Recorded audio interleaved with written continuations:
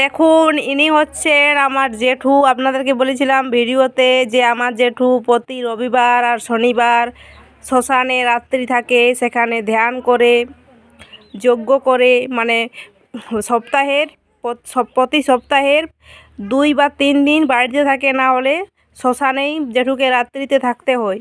তো আমার জেঠু অমাবস্যা পূর্ণিমা, তো আমার জেঠু শ্মশানকালীর একজন মানে সাধক, দীর্ঘদিন ধরে সাধত্ব লাভ করছে শ্মশানে গিয়ে।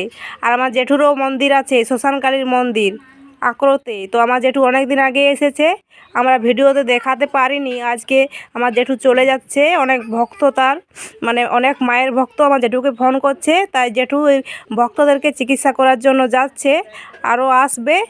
তো তাই আমরা আজকে জেঠুকে আমরা ক্যামেরাতে বন্দি করলাম, আপনারা দেখুন।